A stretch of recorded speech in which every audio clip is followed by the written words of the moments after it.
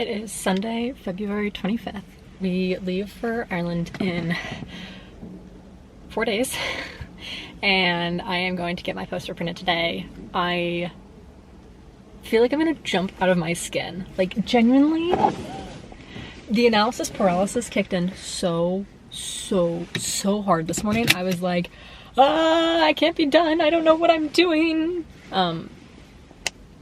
So gonna go to Staples, then I'm gonna do all my other shopping.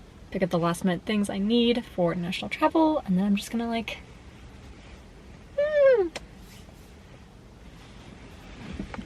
yeah, I'm terrified, but only way out is through.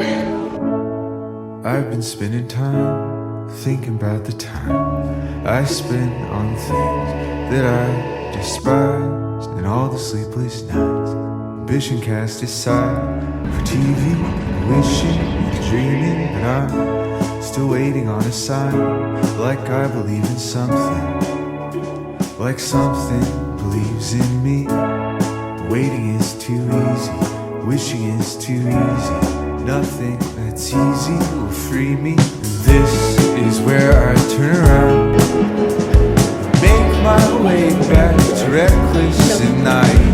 And I refuse to listen to this sound. The future is loud, but my friends are with me now. And now will last a while. I used to never smile, show my teeth or be open to change, but all of my friends are with me now. I may lose my way, you know I already lost it today.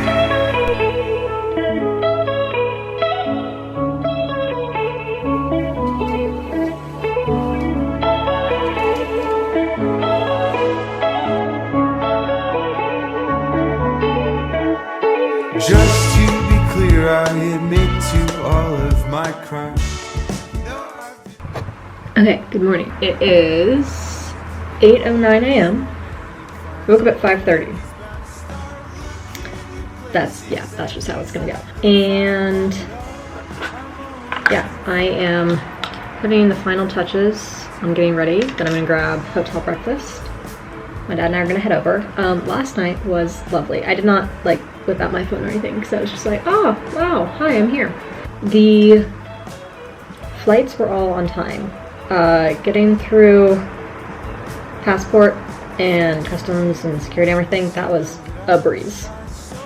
That was so fast.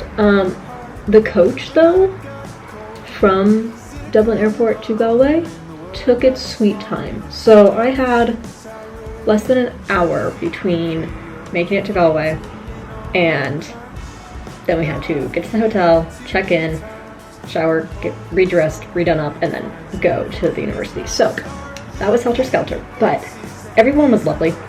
Really, truly lovely. I can't decide what to do with my hair. I think I'm just gonna leave it down and I'll take my clip with me. Yeah, truly, everyone was lovely. So anyways, we met at the university. Dr. Buckley addressed everybody, and then Dr. Forstall introduced the event, and the student organizers got up, and then we all just like chatted in the library area. And then after about an hour and a half of that, the caterers in the school was like, okay, get out. So we went over to the campus bar, which I've been informed is just a traditional Irish, UK, European thing. So we hung out there for a few hours, and yeah, I got back to the hotel about 9:30.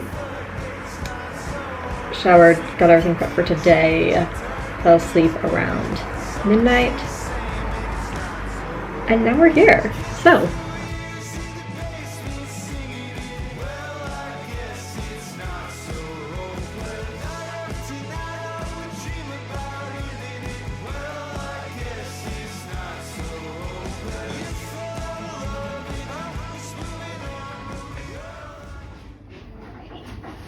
due to the slightly unorthodox nature of my presentation, I'll be sparing y'all from a 20-minute warning.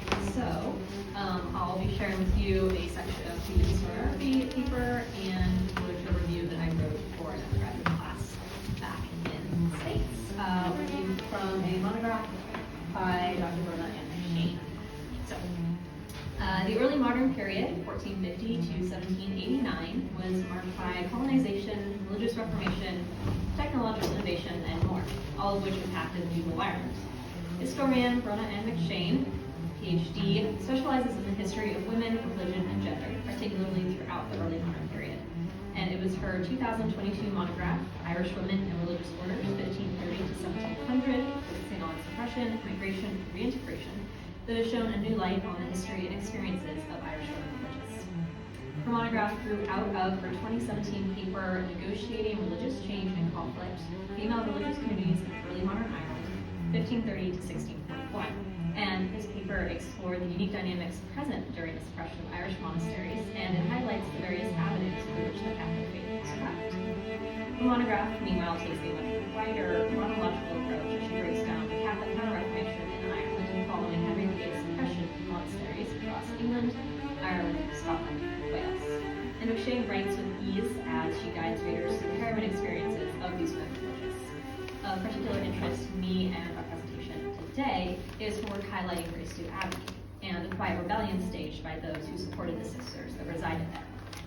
McShane's work surrounding Gracedieu Abbey builds on that of both Father Brendan Bradshaw and historian Diane Hall, and today she is considered the expert on Gracedieu Abbey. So, for a bit of history, prior to the Protestant Reformation ignited by Martin Luther in the early 1500s, religious transition was afoot throughout Catholic orders in 14th century Ireland. Augustinian, Dominican, and Franciscan friars and orders underwent ecclesiastical transformations and emerged newly observant of their vows of poverty. This observant trend was most successful, however, amongst Gaelic friars, as it offered them a foundation to withdraw from the jurisdiction of the Anglo-Irish conventual superiors who had governed them since the 13th century. Although few ordained or consecrated individuals from this early modern period can be considered moral or Christian by 21st century standards, these men of flock throughout Ireland were often considered to be more holy, devout, and intentional than their English counterparts. And while there remains some scholarship pertaining to the status and structure of English monasteries between the 14th and the 16th centuries, no such records exist for the Irish. And despite stereotypical categorizations of Irish religious institutions, at this time of being a state of decadence and chaos, Brendan Bradshaw argues otherwise, pointing to the great quantity and often great quality in architecture, masonry, and monumental sculptures. And research highlighted by McShane, convents during this period in particular served important roles within their broader communities, as institutions of education and social support, and as structures of defense against the encroaching English presence. Meanwhile, at this time in England, King Henry VIII was busy divorcing himself from both Catherine of Aragon and the Catholic Church. Following the signing of the 1534 Act of Supremacy, Henry VIII instated himself as the supreme head of the Church of England, also known as the Anglican Church. And with this new title came access to all Catholic and Anglican institutions throughout England, Ireland, Scotland, and Wales. His vicegerent, Thomas Cromwell, initiated one such opportunity to line the royal coffer by dissolving Catholic monasteries and abbeys. So following it,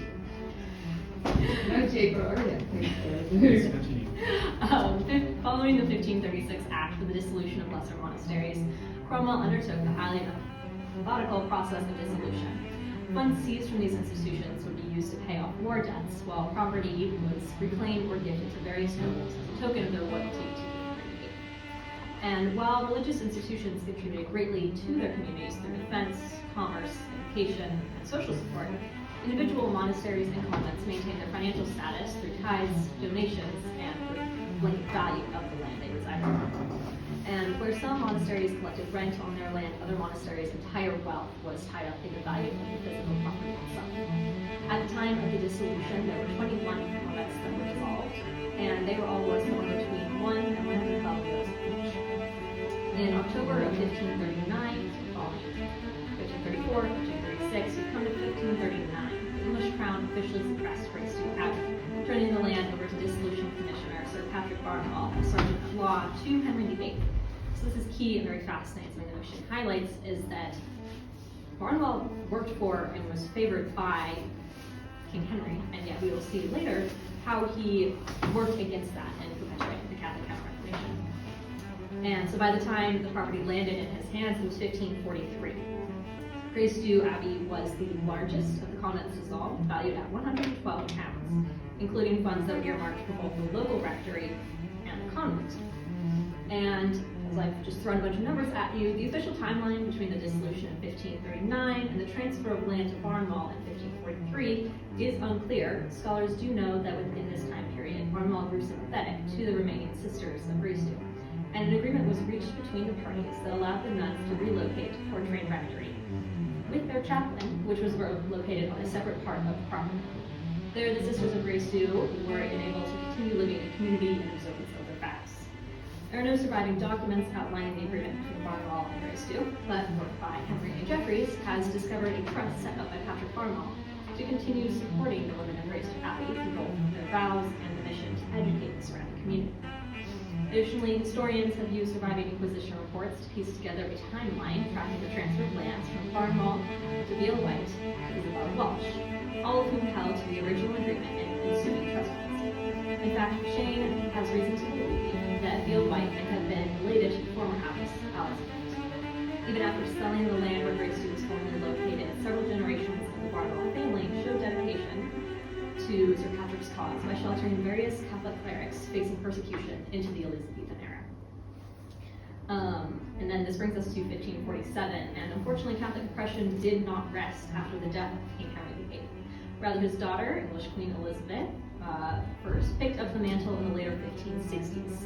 And while Greystew continued to survive in secret off of the support of the Barnwell Trust and the benevolent landlords, it disappears from public record shortly after 1577. And this is no coincidental year, because 1577 marks the collision of anti-Catholic legislature by Elizabeth I and the crackdown of the Irish Ecclesiastical High Commission. And this English commission was tasked with rooting out and disciplining any Irish individuals who did not comply with the Church of Ireland's right. They were Catholic. Ultimately, part of the Irish Ecclesiastical High Commission's responsibilities included the final and official closure of the Greystew community. There was one remaining nun in 1577, and her name was Marjorie Barnwell, and there's no literature at this moment that can tell us whether or not she was related to the first benefactor, Sir Patrick Barnwell. But in 1577, regardless, she was apprehended by the High Commission and to questioning everything before eventually escaping to France. And this is a theme that you would see amongst many nuns who were part of convents that were dissolved at this time. Because it's important to remember that Greystew Abbey was the exception, not the rule. It was rare for any conventual community to maintain their grounds and continue with the community whatsoever. For most sisters of dissolved convents, their options were either marriage, maintaining their vows in secret, or to migrate abroad. And McShane chronicles migration abroad and formation of new Irish Catholic orders, particularly amongst the Iberian Peninsula, in the remaining chapters of her monograph. I only focused on the first third. The second two chunks are fantastic. So where the Catholic Church was once the primary oppressor within religious and political contexts, practicing Catholics became the persecuted and oppressed within Ireland. And while the Christian tradition in Ireland has been directly linked to colonization and occupation, it has also become a central aspect of Irish identity and symbiotic relationship at heart of many national issues. So as historians continue to wade into Irish history, women's issues, and religion within the early modern context, they will discover again and again that the resilience of the Irish people and the strength of their Catholic faith resides upon the role of the Irish women. And generations of women, both lay and religious, reaching back well before the early modern period, have been peacemakers, heroes, plotters, and defenders of the Irish Catholic identity. So there's some historiography and background for that. My argument comes from a combination of my own passions in Irish history, feminist history, and a American religion and women's history integration course that I'm taking right now. And overall, what I want to press and what I really praise Dr. McShane for is the importance of integrating the stories of women religious throughout history in general, but especially in Irish history. Because when it comes to this time period in particular, women religious were at a very unique place insofar as that they were able to read and write at a much higher rate than pretty much anyone around them, laymen or women alike.